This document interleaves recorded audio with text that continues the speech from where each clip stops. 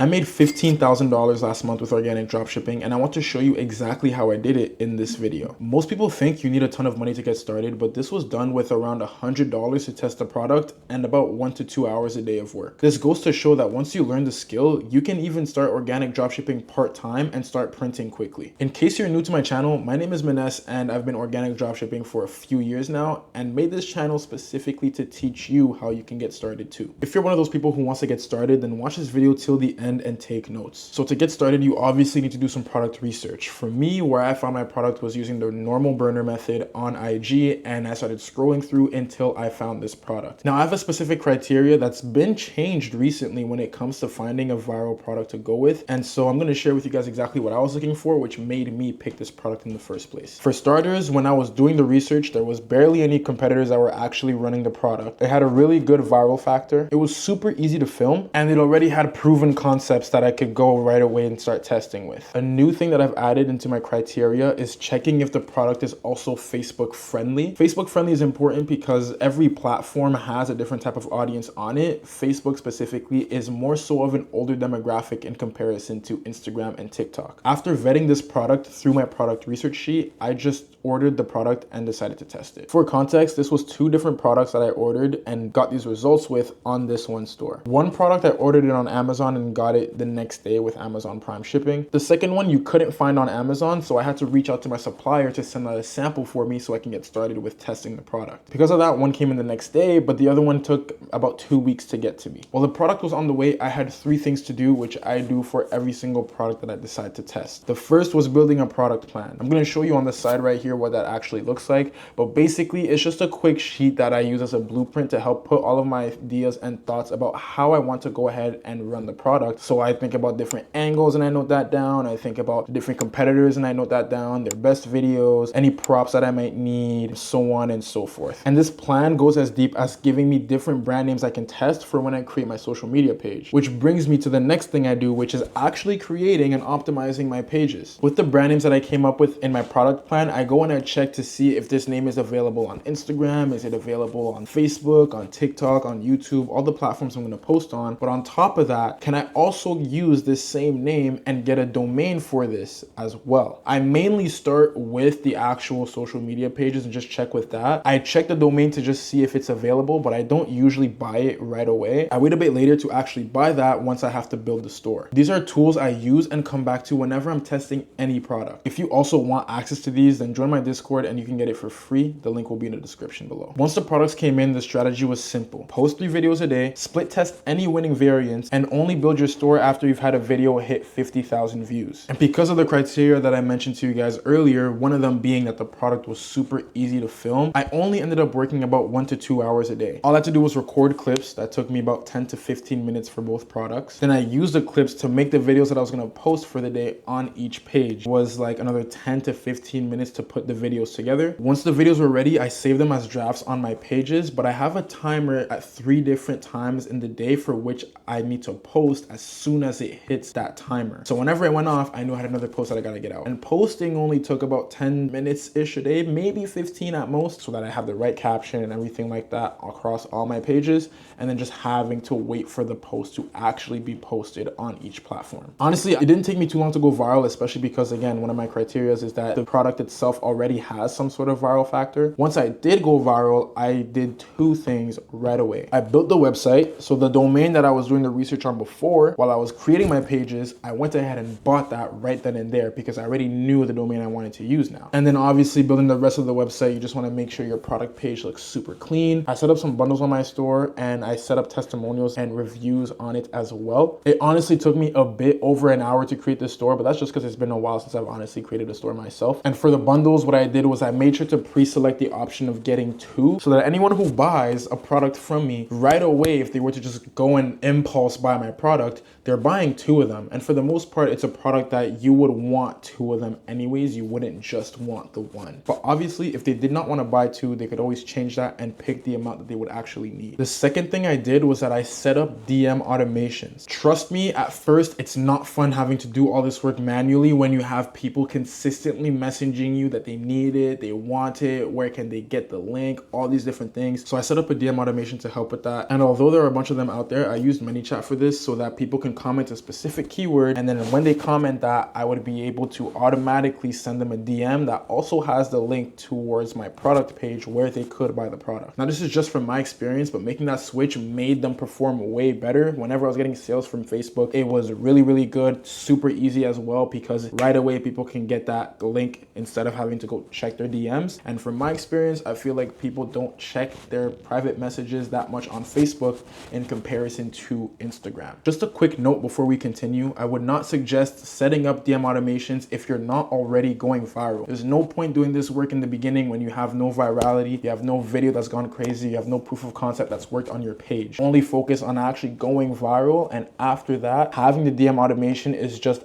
adding a bit to it. It's not like making or breaking it at all. It just helps, keeps everything a bit more seamless, and probably boosts the conversion by literally a little bit. But if you're not already doing the work primarily to go viral, then it's not really going to help you. After my automation was set up, I made sure that every single video after that had some sort of CTA. Whether that CTA was in the video, if it wasn't in the video, it was in my caption. And if it wasn't in my captions, and I found a way to get into the comments when I reply back to them or something, but it's always somewhere where they can see it, especially because for comments on IG, if you are the one to post it, it shows up as author and it almost moves as like it's a pinned comment, but you didn't actually pin the comment. It's just because you're the author who's made a solo comment on there. So I always made sure that if it wasn't in the actual video, then I would make sure to put it in my caption. For the most part, it was my caption. And if it wasn't either of those two, then for sure I'd put it in the comments and I'll tell them, hey, you can get it here. Because sometimes I just copy paste my caption and I forget that Instagram specifically, I'm trying to post with the keyword caption, not with just a regular caption. The main goal with this is I wanted to make sure that anybody who saw my video also ends up finding out that they can get this specific product from me, not that they have to start looking elsewhere for it. Implementing all of this led to some pretty good sales days and also some days that were a bit slower than others. I'll show you guys a little bit of what I mean right now. Here we're up 3 sales for the day already.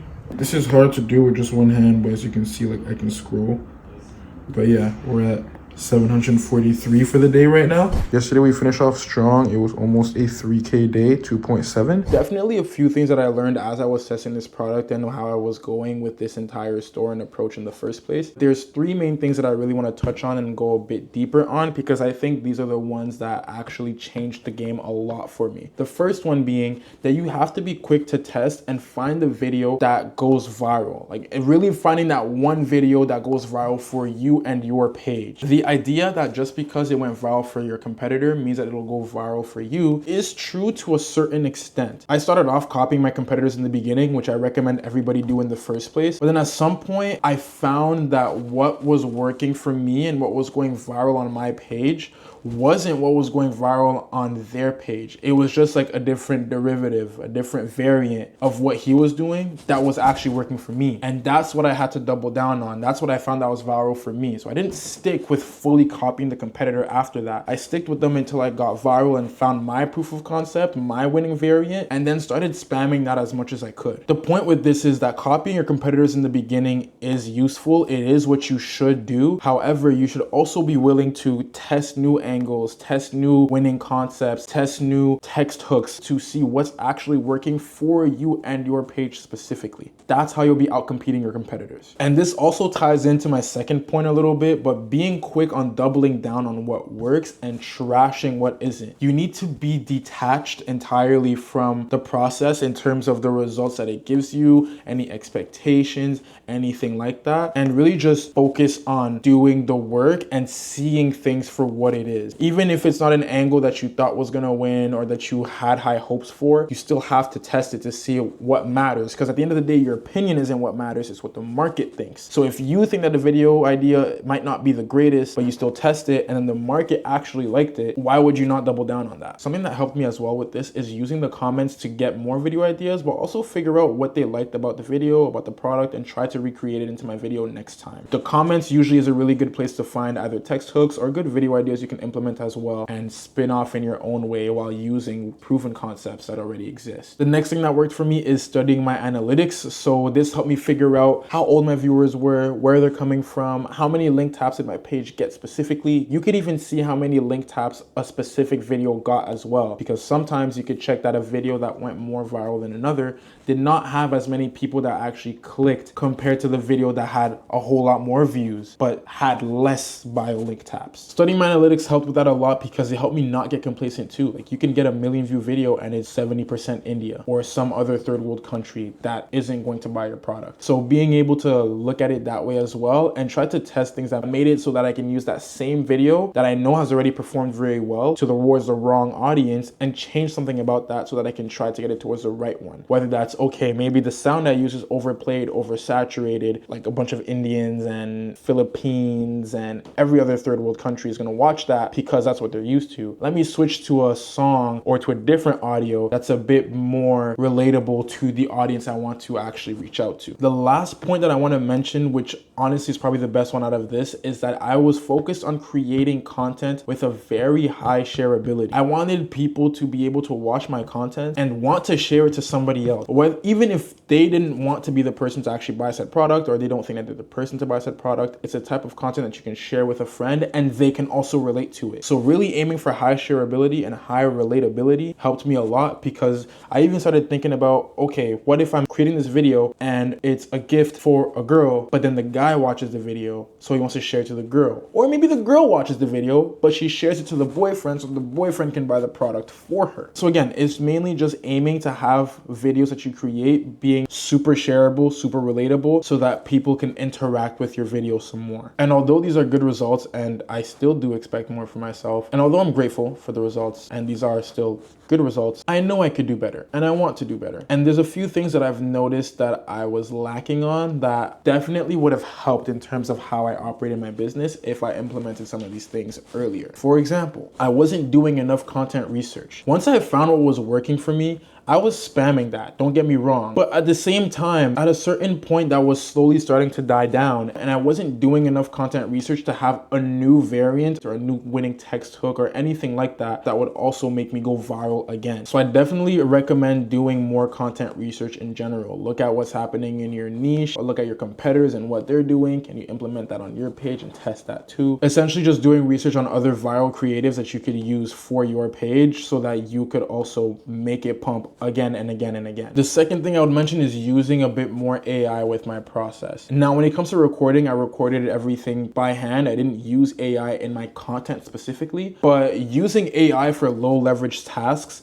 has saved me so much time. And I remember the first thing that made me consider wanting to do this, and I have the perfect example for this, because when my product started going viral, I was literally getting hundreds of orders a day. Those orders still have to be fulfilled. And the day that I decided to fulfill them, I literally spent 2 to 3 hours just fulfilling orders. Spent the last 2-3 hours fulfilling over 100 fucking orders. That 2-3 hours cost $10. That's like dead ass my profit off of one sale. And then I get someone to just do that work for me. Either I'll find someone specifically to do it right now, or I'll give it to my customer support team, because they also handle order fulfillment as like an upsell type of shit. I wasn't focused on posting. I wasn't focused on creating new content, editing, nothing. I was just focused on fulfilling those orders. But 2 to 3 hours to fulfill hundreds of orders manually is gruesome. Over time, I learned to use Claude to fulfill my orders for me. So now I literally press 2 buttons and it fulfills orders in the background. Literally saved me 2 to 3 hours a day that I can just focus on literally testing a new product. And that's exactly what I did, by the way.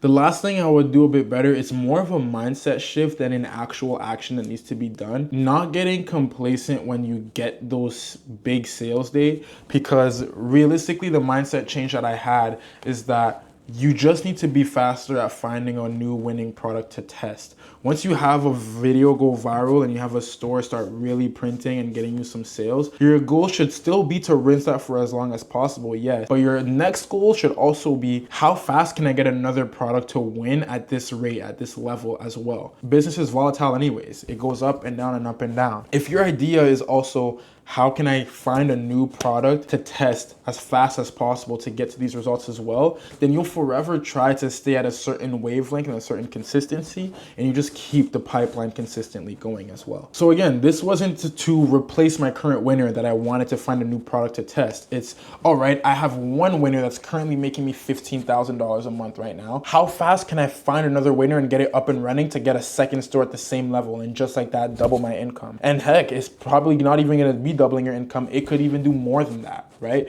But how fast can you get another product up and running and printing? With that mindset in mind, I learned that you should always be doing product research. You should always have products on the way to your house that you're ready to test or about to start testing soon because it's on the way. And you should always have products that you are currently running as well, so that if ever a product that you're testing isn't working that well, you don't have to go and sit in the background and start doing some product research for a very long time and start from scratch with everything, because you already have a product on the way. It's just as easy as switching the product over to a next one, and now you drop that one, but you have another one that replaces it right away because you had a product on standby already. And with me only spending money on the products where both of them together were about $60, the domain, which was another $20, and then Shopify at like $1 a month for your first 3 months, so basically free, I created a literal money printer for under $100 that still sells for me to this day. Because I'm still running it, I won't reveal the product, but if you want to learn how to get started yourself and get access to the tools that I've mentioned in this video, then join the Discord community in my description below. If you want to take it a step further and learn directly from me, then follow me on Instagram and DM me so we can get to work. I'll catch you guys in the next video. Peace. I want money, can't lose focus, can't lose sight of what's important.